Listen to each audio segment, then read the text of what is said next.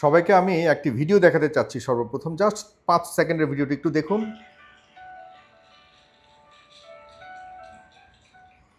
আপনারা আবার দেখুন।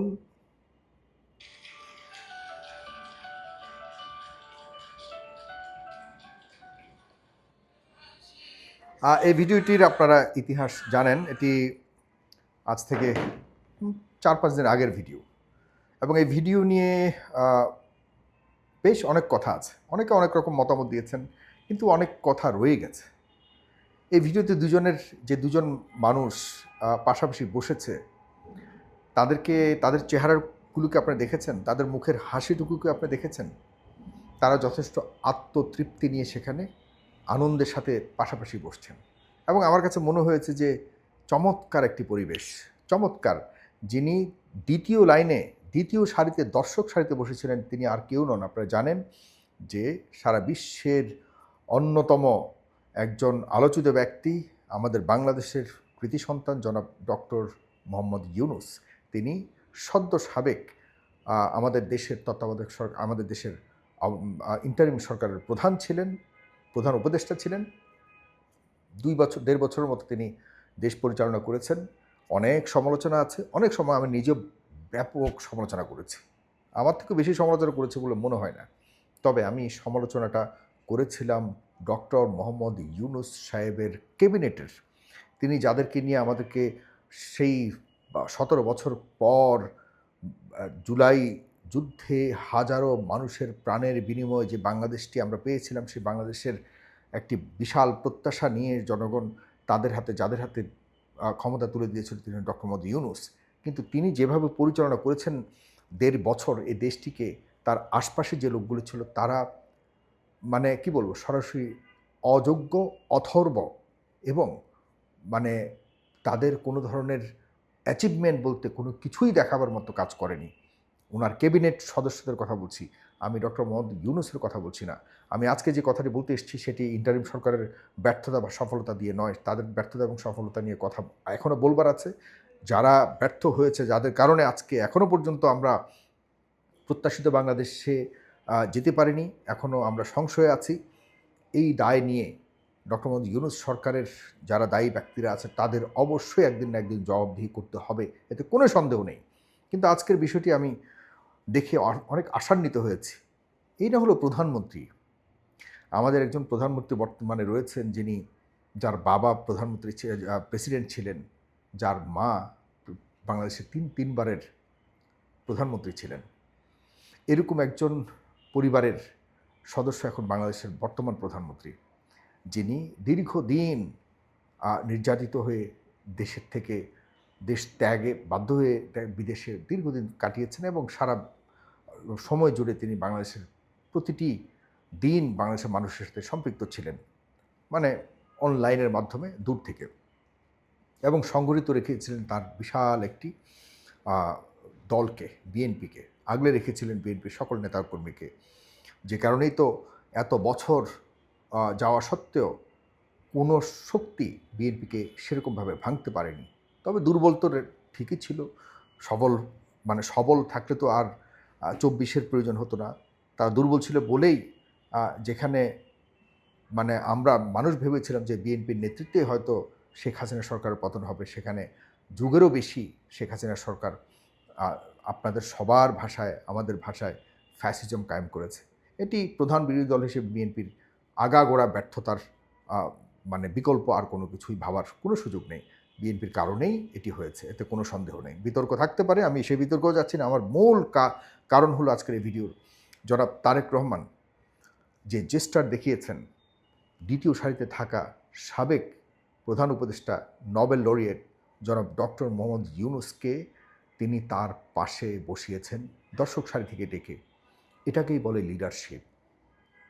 আমরা এই লিডারশিপের কাছে কোনো ধরনের অভিযোগ দিতে চাই না, আমাদের কোনো আপত্তি নেই। কিন্তু আপত্তি এখনও রয়ে গেছে যে তিনি যাদেরকে পাশে নিয়ে তিনি দেশ পরিচালনা করছেন, তারা কতটা তার মতো করে, তার পেছনে তার ছায়াকে, তার পদচিহ্নকে ফলো করে তার পেছন এগিয়ে যাচ্ছেন। তারা কি আসলে দেশের জন্য কাজ করছে না, এ নিয়েও অনেক বিস্তর প্রশ্ন আছে, সেগুলিও আজকে বলছি না। আমি টু দ্য পয়েন্টে যে কথাগুলো বলতে চাই, সামনে রাষ্ট্রপতি নির্বাচন। এই রাষ্ট্রপতি নির্বাচনে কে হবে রাষ্ট্রপতি? এবং এই রাষ্ট্রপতি কিন্তু রাষ্ট্রের প্রধান ১ নাম্বার ব্যক্তি। প্রধানমন্ত্রী কিন্তু ১ নাম্বার ব্যক্তি না। রাষ্ট্রের প্রধান হলো ১ নাম্বার ব্যক্তি হলো রাষ্ট্রপতি। সেই রাষ্ট্রপতি কে হবেন? আমাদের এই ছিন্ন ভিন্ন, মানে গন্তব্যহীন, দরিদ্র, ভঙ্গুর অর্থনীতির এই দেশটাকে কে এগিয়ে নেওয়ার জন্য ১ নাম্বার মানুষ হয়ে আমাদের সামনে আসবেন? খুবই গুরুত্বপূর্ণ। আমাদের দেশ, গত দুদিন আগে একজন বলেছিল, আমাদের দেশ কিন্তু শুধুমাত্র বিএনপি আর জামাত বা আওয়ামী লীগ পরিচালনা করে না রাজনৈতিকভাবে। আমাদের এর বাহিরে বিশাল একটি পরিমণ্ডল রয়েছে, আন্তর্জাতিক পরিমণ্ডল, যেখানে অনেক মানুষ রয়েছে এবং দেশ রয়েছে, অপশক্তি রয়েছে, যারা এই বাংলাদেশকে তাদের ক্লায়েন্ট কান্ট্রি মনে করে, যে তারা শুধুমাত্র বাংলাদেশের মানুষ কষ্ট করবে এবং যা কিছু অর্জন করবে সেগুলিকে খুব সিম্পলি শোষণ করবার জন্য আন্তর্জাতিক কয়েকটি গ্রুপ সব সময় অ্যাক্টিভলি আমাদের দেশকে টার্গেট করে রেখেছে। এবং তাদেরকে ঠিকমতো পরিচালিত করে, হ্যান্ডেল করে, তাদেরকে মেনটেন করে, ম্যানেজ করে এই দেশে গণতান্ত্রিক ব্যবস্থাকে সুরক্ষিত রাখা এবং সার্বভৌমত্বকে সঠিক পথে রেখে সামনে এগিয়ে যাওয়াটা একটা বিশাল চ্যালেঞ্জ, এতে কোনো সন্দেহ নাই। অনেক ইকুয়েশন আছে প্রিয় বন্ধুরা। এই ইকুয়েশনগুলিকে সামনের সময়ে গণতান্ত্রিক, এখন সবচেয়ে বড় কথা হলো আমাদের পার্শ্ববর্তী যে অপশক্তিটি রয়েছে, যেই অপশক্তি আমাদেরকে প্রতিনিয়ত ঠুকরে ঠুকরে খাবার জন্য শকুনের মতো এভাবে চোখ মেলে রয়েছে, কখন এই দেশে একটা সুযোগ পাবে, ঠিক খাপটি করে ঘাপ করে শকুনের থাবা পড়ে যাবে আমাদের উপরে। অনেক স্বপ্ন প্রত্যাশা নিয়ে ২৪ হয়েছে। ১৯৭১ সালে আমাদের এই দেশকে মুক্ত করেছে আমাদের সেই প্রখ্যাত বিখ্যাত মানুষরা, নিজের জীবনের বিনিময়ে লাখো লাখো মানুষ নিজেদের প্রাণ দিয়ে আমাদের এই ভূখণ্ডটিকে মুক্ত করেছে। কিন্তু আমাদের অর্থনৈতিক মুক্তি, আমাদের ব্যক্তিগত মুক্তি, আমাদের দেশের সার্বভৌমত্বের মুক্তি আমরা পেয়েছি কিনা সে নিয়ে প্রশ্ন বারংবার ওঠে, বলেই কিন্তু ৯০ হয়েছে, ৬৯ হয়েছে, সেই অনেক কিছু হয়েছে, শেষ পর্যন্ত ২৪ হয়েছে। এই ২৪-এ আমরা বাংলাদেশের ইতিহাস করে সারা বিশ্বের ইতিহাসে একটা গণতান্ত্রিক গণতান্ত্রিক নামমাত্র গণতান্ত্রিক সরকারের বিরুদ্ধে এতগুলি মানুষের প্রাণ দিয়ে শুধুমাত্র সরকার পরিবর্তনের জন্য পৃথিবীর আর কোথাও এতটা হিংস্র সময় মানুষ দেখেনি। আমাদের বাংলাদেশ উদাহরণ তৈরি করেছে, গণ অভ্যুত্থান তৈরি করেছে। সেই বাংলাদেশটির এখনও পর্যন্ত নড়বড়ে অবস্থা, এখনও পর্যন্ত কোনো কিছুই ঠিক নেই, কোনো কিছুই ঠিক নেই, আমি আপনাদেরকে লিখে দিতে পারবো। কিন্তু এটাকে ঠিক করতে হলে একজন চমৎকার প্রধানমন্ত্রীর পাশে তার গার্ডিয়ান হয়ে একজন শক্তিশালী রাষ্ট্রপতি প্রয়োজন। আমাদের দেশে অনেক মানুষ আছে রাষ্ট্রপতি হবার যোগ্যতা রাখে, কিন্তু এই মুহূর্তে রাষ্ট্রপতি হতে হলে তাকে অবশ্যই আমার দেশের সার্বভৌমত্বকে সমুন্নত রেখে সারা বিশ্বের যারা আন্তর্জাতিক শক্তি রয়েছে তাদেরকে মোকাবেলা করে আমার দেশকে সার্বিক অর্থনৈতিক থেকে শুরু অন্যান্য দিক দিয়ে টেনে সামনে নিয়ে যাবার মতো সেই কলিজাওয়ালা রাষ্ট্রপতি না হলে বড় মুসিবতে পড়ব আমরা। আমাদের অনেক বড় বড় নেতারা রয়েছেন, আমাদের বিএনপিতে বলুন বা অন্যান্য জামাত ইসলামে বলুন, হ্যাঁ, বেশ করে, যেহেতু বিএনপি এখন ক্ষমতা, বিএনপিতে অনেক মেধাবী মানুষ রয়েছে যারা রাষ্ট্রপতি হওয়ার যথেষ্ট যোগ্যতা রয়েছে। সবচেয়ে বেশি যদি বলি যে, কারো নাম নিতে চাই না, কিন্তু স্ট্যান্ডিং কমিটিতে যারা রয়েছে তারা কিন্তু অনেকেই কিন্তু যোগ্য, এতে কোনো সন্দেহ নাই। আপনারা যারা আমার এই ভিডিওটি দেখছেন আপনারা একমত হবেন, তারা সবাই মেধাবী এবং যার যার জায়গাতে সে যথেষ্ট ত্যাগ এবং দক্ষতা সব কিছু রয়েছে। কিন্তু বাস্তব একটা প্রশ্ন করি, আন্তর্জাতিক পরিমণ্ডলে ম্যানেজ করে, বিশ্বকে ম্যানেজ করে চালাবার মতো এই দেশটাকে, একটা ভঙ্গুর দেশটাকে, যে দেশটিকে ষড়যন্ত্র এইভাবে ঘিরে ধরে আছে, এই অবস্থাতে আন্তর্জাতিক বিশ্বকে ম্যানেজ করে আমাদের মাথা উঁচু করে সার্বভৌমত্বকে টিকিয়ে রেখে সামনে যাওয়ার মতো বা সামনে নিয়ে যাওয়ার মতো আসলে কি সে অভিজ্ঞ সম্পন্ন লোক আছে? আভ্যন্তরীণ একটা বিষয়, আন্তর্জাতিক আরেকটা বিষয়। দুটি বিষয়কে আভ্যন্তরীণ বিষয়টাকে আমাদের প্রধানমন্ত্রী খুব চমৎকারভাবে নিয়ে নিচ্ছে। আমি বিশ্বাস করি আগামী কয়েক বছরের মধ্যে বিশাল একটি রেভলিউশনারি চেঞ্জেস হবে আমাদের উন্নয়নের ক্ষেত্রে কোনো সন্দেহ নাই। যেহেতু জনাব তারেক রহমান সেটি ইতিমধ্যে প্রমাণিত করেছেন, সামনেও করবেন। যদি না আভ্যন্তরীণ এই ক্যাওয়াসগুলি না লাগে নিজেদের মধ্যে, কিন্তু আন্তর্জাতিক বিশ্বের সাথে তাল মিলিয়ে শকুনদের চোখের সামনে দাঁড়িয়ে মানে শিরদাঁড়া করে হয়ে মোকাবেলা করবার মতো সাহসী এবং বিশেষ করে পরিবর্তনের পক্ষের সাহসী একজন সন্তান যদি রাষ্ট্রপতি না হতে পারে, বড় ধরনের খেসারত দিতে হবে, এতে কোনো সন্দেহ নেই।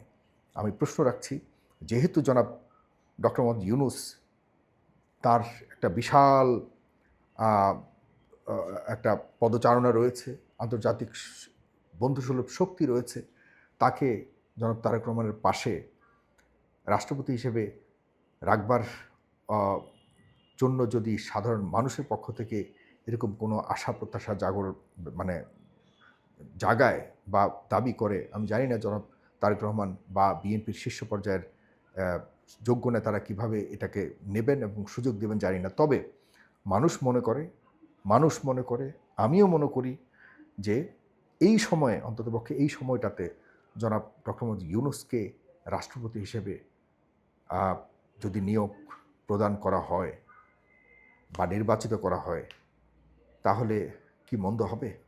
এই প্রশ্নটি আপনাদের কাছে রাখছি। অন্ততপক্ষে এই মুহূর্তে এমন একটি শক্ত হাত আমাদের দেশের সবার মাথার উপরে প্রয়োজন। আপনারা অনেকেই ইন্টারিম সরকারের অনেক সমালোচনা করতে পারেন, আমি অনেক করেছি এবং করব। তবে শর্ত একটাই, যে রাষ্ট্রপতির আশপাশে কয়েকটা আবর্জনা ছিল, যে আবর্জনার কারণে জুলাই তার নিজের সফলতার মুখ দেখতে পারেনি, এদের কখনোই যেন এই ডক্টর মোহাম্মদ ইউনূসের আশপাশে না দেখা যায়। যদি আশপাশে দেখা যায় ডক্টর মোহাম্মদ ইউনূস যদি আবারও এই টাইপের মানে কি বলবো বাটপাট টাইপের মানুষগুলিকে আবারও সাথে ঘেঁষতে সুযোগ দেয়, তাহলে কিন্তু তিনি বেশি দিন থাকতে পারবেন না। আন্তর্জাতিক বিশ্বকে নিয়ন্ত্রণ করবার জন্য বা ম্যানেজ করবার জন্য ডক্টর মোহাম্মদ ইউনূসের বিকল্প আছে বলে আমার মনে হয় না। তবে এর বাইরে আমি বারবার বলছি, এই বিএনপিতে জনাব ফখরুল ইসলাম আলমগীরের মতো মানুষ, জনাব প্রফেসর মোশাররফ সাহেবের মতো মানুষ, মঈন খানের মতো মানুষ, আরও অনেকেই আছে, আমি এই মুহূর্তে বেশি নাম বলতে চাই না। তবে এই মানুষগুলি তো বিতর্কের ঊর্ধ্বে, তারা যথেষ্ট যোগ্যতা রাখে। হ্যাঁ, আরও অনেকেই আছে, আমি আর নাম মনে আসছে না বা বলতে চাই না, এরাও অনেক যোগ্যতা রাখে। তবে আমি সার্কামস্টেন্সিয়াল একটা প্রেক্ষাপট তুলে ধরলাম যে এই মুহূর্তে কোনটা হলে ভালো হয়, এগুলি ভালোভাবে বিবেচনা করা উচিত। ভালো থাকবেন সবাই, ভালো লাগলে শেয়ার করবেন। সালাম।